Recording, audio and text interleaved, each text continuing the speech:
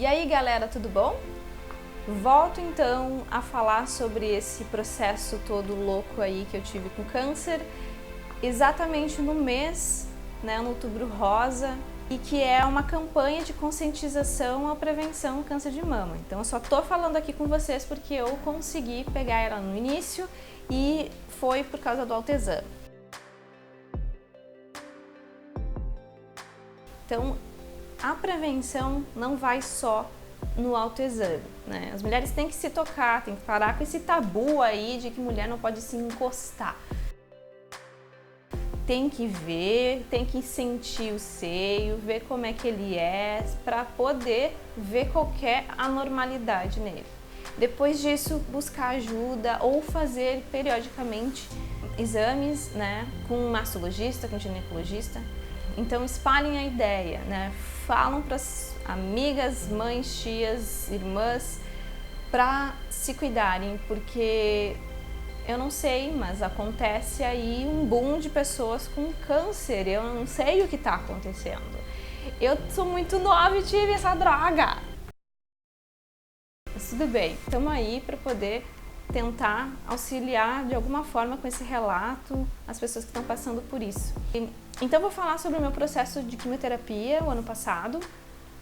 Fiz 4 sessões das quimios vermelhas, se chama. São as quimios um pouco mais fortes. E 12 sessões de uma quimioterapia mais branda, que eu não tinha tantas reações. Tem inúmeros protocolos de quimioterapia, então o meu foi esse. Eu iniciei fazendo a quimioterapia e depois eu fiz a remoção do câncer, com a cirurgia. Da mastologista eu fui falar com o oncologista e o oncologista preparou todo o meu tratamento.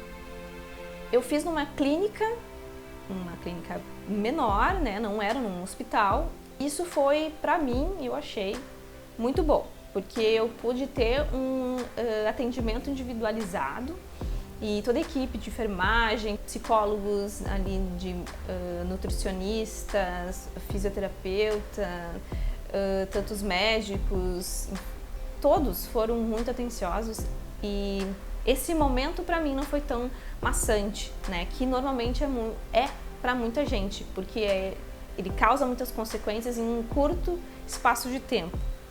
Antes, o médico me sugeriu de colocar um catéter para facilitar as químios, então eu coloquei esse catéter, ele fica subcutâneo, tem aqui uma mini cicatriz. Ele me auxiliou bastante porque foi menos doloroso. Então eu recomendo, se alguém está com medo de fazer isso, não tenha medo. Ele é realmente para facilitar, assim. Porque durante o tratamento com quimioterapia, as veias vão ficando mais rígidas, é difícil de tirar sangue. Uma coisa que foi meio chato foi eu precisar tirar sangue toda vez antes de fazer a quimio. Então eu fiz 4 sessões das quimios vermelhas, que são essas mais intensas, e elas eram de 14 em 14 dias, então eu tinha que fazer de 14 em 14 exame de sangue, e depois essas 12 quimios brancas foram semanais, então eu tive que fazer exame de sangue toda semana, durante, aí vai quanto for, 12 semanas, dá quanto tempo? Foi quantos meses? 3? Foram 3 meses, então, de quimioterapia branca, mais 2 meses da vermelha, O que acontece na hora que a gente está fazendo quimio? A gente chega lá, a gente senta numa cadeirinha bem aconchegante, tem outra pessoa que possa te acompanhar, senta aí contigo, e aí eles fazem uma pré-quimio, onde põem alguns medicamentos lá para não ser tão intenso as reações depois. Como antihistamínicos, antialérgicos, para vômito, para náusea, corticoides. Então a gente sai de lá meio redonda, rechonchuda, assim, dos corticoides, assim. Eu acho que eles me ajudaram, porque eu não tive tantas reações, assim, de náusea nessa época. Quimios vermelhas. Por que ela é vermelha? Ela é realmente um líquido vermelho que injetam. Dali na segunda aplicação, meu cabelo começou a cair, eu puxava ele, saía em tufos. As unhas começaram a enfraquecer, as minhas hemácias começaram a ficar menos. Então aí por isso o controle com o exame de sangue. Então tem todo um rigor assim que os médicos vão controlando e a gente vai acompanhando. Não tive náuseas, isso foi, não sei, meu organismo é assim, eu não senti muita náusea, só no primeiro dia. E eu não sabia muito bem o que ia acontecer. E aí eu resolvi me mexer muito. E aí começou aquelas ondas, né, de querer vomitar e tal. Aí eu lembrei, na hora de fazer a quimio vermelha, eles pediam para eu chupar gelo. Na verdade, eles fizeram um gelinho com gosto, eles fizeram com água de coco, né, e se transformou em gelo para eu chupar na hora, porque ela podia machucar a mucosa, porque ela liberava calor. E também por causa do gosto, né, na hora. E aí eu lembrei do tal do gelo, era 10 da noite, aí eu consegui parar de ter as náuseas. Então, pessoas que têm náuseas, vá que dá certo, chupa gelo. Esse primeiro dia foi interessante que eu peguei um Uber, contei, né, que bom, eu tinha feito a primeira sessão de químio. E o cara era tão atencioso, eu não sei nem o nome dele, mas ele quis me botar pra cima, quis falar coisas boas, e ele botou ali no rádio Camila, Camila, né, a música do Nenhum de Nós. A gente foi cantando dentro do Uber, foi uma coisa que eu não esqueci, né? Então as pessoas ao redor, quando a gente conta sobre isso, mudam de aspecto contigo, assim. Isso eu notei bastante. Quando eu tava sem cabelo e usava às vezes um lenço, queriam até puxar conversa. Na parada do ônibus queriam puxar conversa. É um assunto que mobiliza as pessoas, porque antigamente, pelo menos, se tinha a ideia de que ter câncer é o último estágio. Adeus, você vai morrer. E não é assim, né?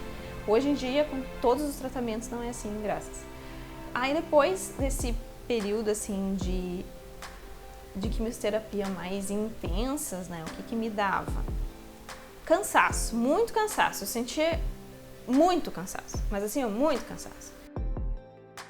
Então, uma coisa que eu botei na minha cabeça é, bom, esse momento agora é para você se cuidar. Então, você vai descansar, não vai dar louca e fazer coisas por aí, não vai ter fôlego, né? Então, eu botei na cabeça que, primeiro de tudo, é descansar sem culpa, né? Bom, agora eu preciso deitar porque eu não posso me agitar para não vir, né, sensações ruins, né, ter vontade de vomitar, essas coisas assim. Então eu ficava super ultra mega quieta, né? Eu fazia a quimio, ia para casa e deitava e dormia, né?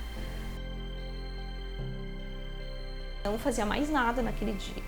E isso me ajudou, me auxiliou a não ter essas coisas tão intensas.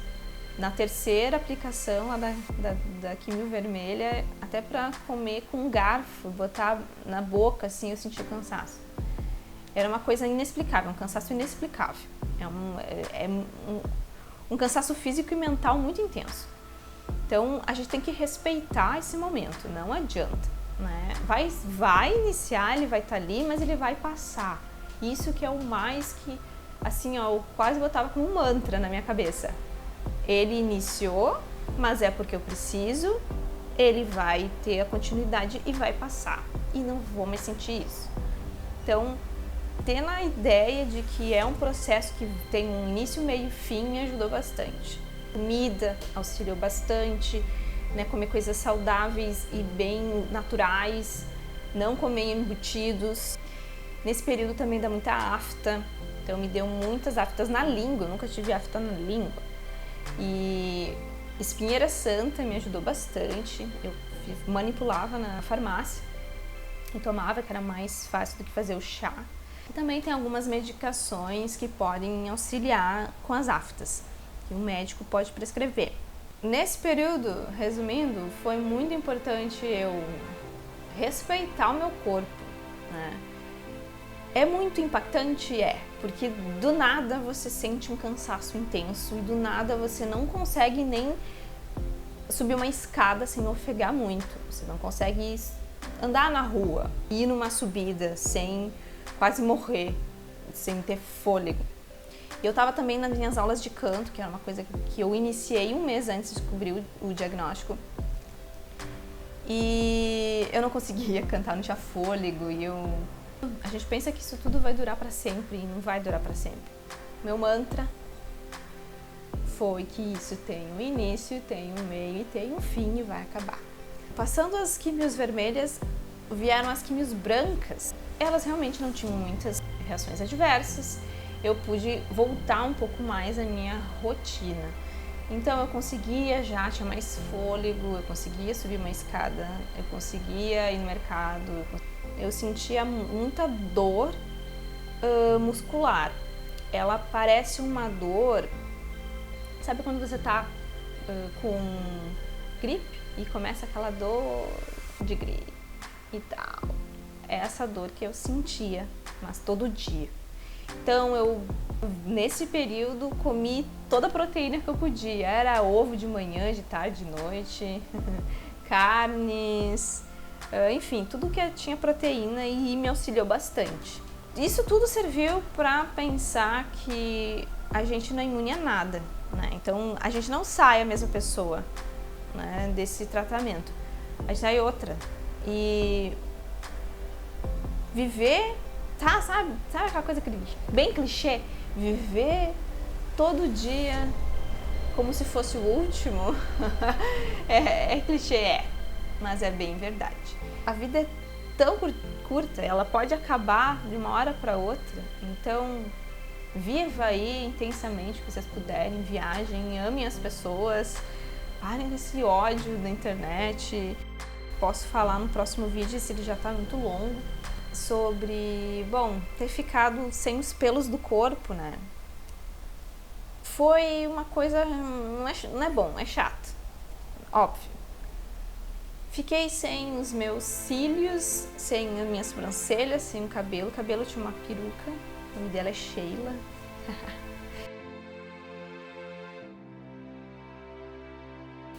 O mais traumático pra mim foi fazer a sobrancelha, porque eu tive que fazer todo dia e eu não sabia fazer a sobrancelha. Eu não sabia me maquiar, eu não sei até hoje. Eu nunca fui disso. Isso não é pra mim. E aí foi bem complicado. Mas eu pensei em convidar uma pessoa para auxiliar